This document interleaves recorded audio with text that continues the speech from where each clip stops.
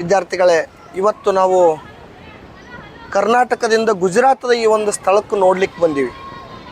ಏನು ವಿಶೇಷ ಅದ?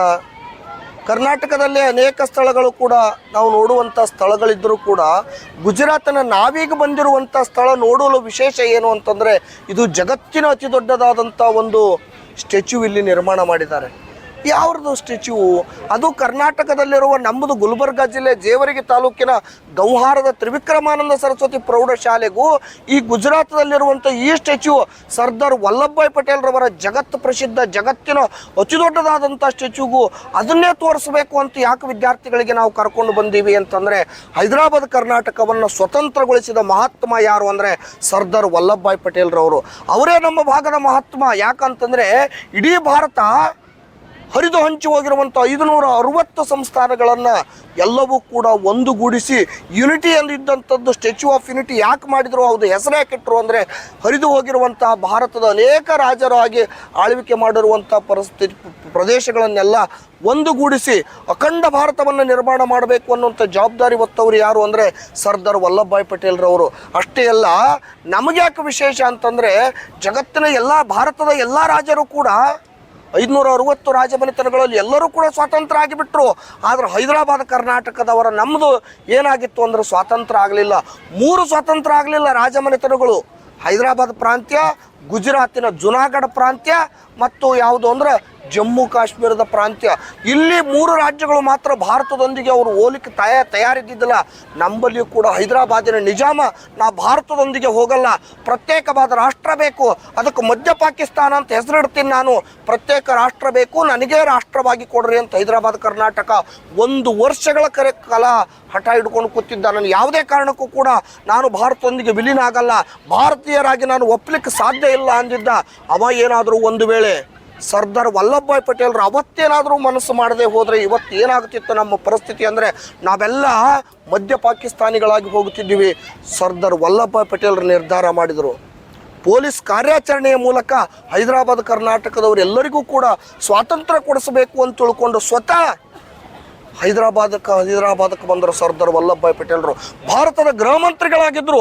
ಇಡೀ ಭಾರತಕ್ಕೆ ಸ್ವಾತಂತ್ರ್ಯ ಸಿಕ್ಕದ, ಈ ಪ್ರಾಂತ್ಯ ಮಾತ್ರ ಭಾರತದಾಗಿಲ್ಲ, ಸ್ವತಂತ್ರವಾಗಿ ಉಳಿಲಿಕ್ಕತ್ತದ ಅಂತ ತಿಳ್ಕೊಂಡು ಸ್ವತಃ ಹೈದರಾಬಾದಕ್ಕೆ ಬಂದು ಪೊಲೀಸ್ ಕಾರ್ಯಾಚರಣೆಯ ಮೂಲಕ 1948 ಸೆಪ್ಟೆಂಬರ್ 17ನೇ ತಾರೀಕು ನಮ್ಮ ಹೈದರಾಬಾದ್ ಕರ್ನಾಟಕಕ್ಕೆ ಸ್ವತಂತ್ರ ತಂದು ಕೊಟ್ಟಂಥ ಮಹಾತ್ಮರು, ಪುಣ್ಯಾತ್ಮರು ಯಾರು ಅಂದರೆ ಸರ್ದಾರ್ ವಲ್ಲಭಭಾಯ್ ಪಟೇಲ್ರು. ಅದಕ್ಕಾಗಿ ನಾವು ಈ ಭಾಗದ ಜನ, ನಾವೆಲ್ಲ ಹೈದರಾಬಾದ್ ಕರ್ನಾಟಕದ ಕಲ್ಯಾಣ ಕರ್ನಾಟಕ ಜನರೆಲ್ಲ ನಾವು ಯಾಕೆ ಸರ್ದಾರ್ ವಲ್ಲಭಭಾಯ್ ಪಟೇಲ್ರು ನೋಡಬೇಕಂದ್ರೆ, ಇವತ್ತು ಸ್ವತಂತ್ರವಾಗಿ ನಾವು ಭಾರತೀಯರು ಅಂತ ಹೆಮ್ಮೆಲಿಂದ ಹೇಳ್ತೀವಿ, ಬಲೋ ಭಾರತ ಮಾತಾ ಕಿ ಜೈ ಅಂತ ಹೆಮ್ಮೆಲಿಂದ ಹೇಳ್ತೀವಿ ಅಂದರೆ ಅದು ಯಾರ ಪುಣ್ಯ, ಯಾರು ಮಾಡಿದ ಪ್ರಯತ್ನ ಅಂದರೆ ಸರ್ದಾರ್ ವಲ್ಲಭಭಾಯ್ ಪಟೇಲ್ ಇವರಿಗೆ ಭಾರತದ ಉಕ್ಕಿನ ಮನುಷ್ಯ ಅಂತ ಕರೀತಾರೆ. ನಮ್ಮ ಸುಮಾರು ಇದರ ಸಲುವಾಗಿ 3-4 ವರ್ಷಗಳ ಹಿಂದೂ ಕೂಡ ನಾವು ಸರ್ದಾರ್ ವಲ್ಲಭಭಾಯ್ ಪಟೇಲ್ರನ್ನ ಈ ಒಂದು ಸ್ಟ್ಯಾಚ್ಯೂ ನೋಡಬೇಕು ಅಂತ ವಿದ್ಯಾರ್ಥಿಗಳನ್ನು ಕರೆದುಕೊಂಡು ಬಂದೀವಿ. ಅಷ್ಟೇ ಅಲ್ಲ, ಭಾರತದ ಈ ಒಂದು ಈಗಿನ ಪ್ರಧಾನಮಂತ್ರಿಯಾಗಿದ್ದಂಥ ನರೇಂದ್ರ ಮೋದಿಜಿಯವರು ಮೊದಲು ಗುಜರಾತಿನ ಮುಖ್ಯಮಂತ್ರಿ ಆಗಿದ್ದರು. ಅವರು ಆದಂಥ ಸಂದರ್ಭದಲ್ಲಿ ಸರ್ದಾರ್ ವಲ್ಲಭಭಾಯ್ ಪಟೇಲ್ರವರನ್ನ ಜಗತ್ತಿನಲ್ಲೇ ಅತಿ ದೊಡ್ಡದಾದಂಥ ಒಂದು ಸ್ಟ್ಯಾಚ್ಯೂ ಮಾಡಬೇಕು, ಅಂಥ ಸ್ಟ್ಯಾಚ್ಯೂ ಜಗತ್ತಿನಲ್ಲೇ ಯಾವುದೂ ಇಲ್ಲ, ಇದು ಒಂದಿರಬೇಕು ಅಂತ ಕನಸನ್ನು ಕಂಡರು. ಅವತ್ತು ಅಡಿಗಲ್ ಸಮಾರಂಭವನ್ನು ಮಾಡಿದ್ರು. ಅವರು ಮುಖ್ಯಮಂತ್ರಿ ಇದ್ದಾಗ ಅವರು ಪ್ರಧಾನಮಂತ್ರಿ ಆಗ್ಯಾರ. ಈಗ ಸುಮಾರು 4-5 ವರ್ಷಗಳ ಹಿಂದೆ ಇದು ಉದ್ಘಾಟನೆ ಮಾಡಿ ಜಗತ್ತಿನ ಅತಿ ದೊಡ್ಡ ಸ್ಟ್ಯಾಚ್ಯೂ ಆಗಿ ನಿರ್ಮಾಣ ಮಾಡಲಿಕ್ಕೆ ಪ್ರಾರಂಭ ಆಗ್ಯದ.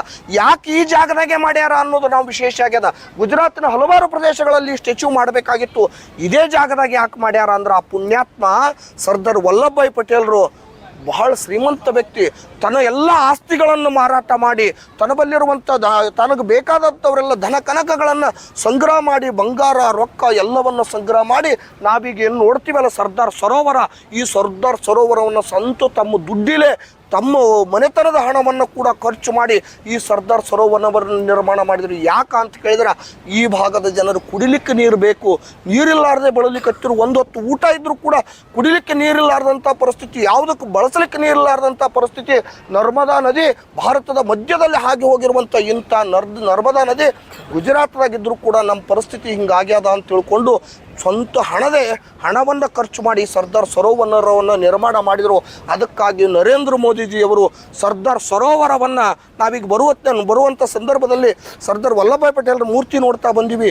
ಆ ಮೂರ್ತಿಯನ್ನು ಸರ್ದಾರ್ ಸರೋವರದಲ್ಲಿ ಅಂದರೆ ಏನು ಮಾಡ್ಯಾರ, ನರ್ಮದಾ ನದಿಯ ಮಧ್ಯದಲ್ಲಿ ಒಂದು ಮೂರ್ತಿಯನ್ನು ನಿರ್ಮಾಣ ಮಾಡ್ಯಾರ. ಯಾರ್ದು ಸ್ಟ್ಯಾಚ್ಯೂ ನಿರ್ಮಾಣ ಮಾಡ್ಯಾರ, ಸರ್ದಾರ್ ವಲ್ಲಭಭಾಯ್ ಪಟೇಲ್ರದ್ದು. ಅಷ್ಟೇ ನಿರ್ಮಾಣ ಮಾಡಿದ್ದಷ್ಟೇ ಅಲ್ಲ, ಆ ಸ್ಟ್ಯಾಚ್ಯೂ ನಾವು ನೋಡುವಂಥ ಸಂದರ್ಭದಲ್ಲಿ ಈಗೇನು ಇಲ್ಲಿ ಕಾಣಿಸ್ತಲ್ಲ ಸರ್ದಾರ್ ಸರೋವರ, ಈ ಸರೋವರವನ್ನು ಸ್ವತಃ ಅವರು ಈಗೇನು ನೋಡ್ಲಿಕ್ಕತ್ತಾರ ಅನ್ನುವಂಥ ದೃಷ್ಟಿಕೋನದಿಂದ ಅವರು ಅಷ್ಟು ಹೈಟ್ಲಿಂದ ನೋಡಿದರೆ ತಾವು ಕಟ್ಟಿರುವಂಥ ಸರ್ದಾರ್ ಸರೋವರ ಯಾವತ್ತೂ ಕೂಡ ಅವರು ಇರಬೇಕು. ಪ್ರತಿಯೊಬ್ಬ ಗುಜರಾತಿಗರು, ಭಾರತೀಯರು ಅವರು ಮಾಡಿದಂಥ ಸಾಧನೆ ನೆನಪಿಡಬೇಕು ಅನ್ನುವಂಥ ದೃಷ್ಟಿಕೋನದಿಂದ ಇವತ್ತು ಏನು ಮಾಡ್ಯಾರ, ಈ ಗುಜರಾತಿನಲ್ಲಿರುವಂಥ ಸ್ಟ್ಯಾಚ್ಯೂ ಆಫ್ ಯುನಿಟಿಯನ್ನು ನಿರ್ಮಾಣ ಮಾಡಿ ಇಲ್ಲಿ ಸರ್ದಾರ್ ಸರೋವರದ ಮುಂಭಾಗದಲ್ಲಿ ಜಗತ್ತಿನ ಅತಿ ದೊಡ್ಡದಾದಂಥ ಸ್ಟ್ಯಾಚ್ಯೂ ನಿರ್ಮಾಣ ಮಾಡ್ಯಾರ. ಬಹುದೂರದಿಂದ ನಾವು ಬಂದು ಇವತ್ತು ಸಾಯಂಕಾಲ ಲೇಸರ್ ಶೋ ಇರ್ತದ, ಅದನ್ನು ಕೂಡ ವೀಕ್ಷಣೆಯನ್ನು ಮಾಡ್ಕೊಳ್ಳೋಣ.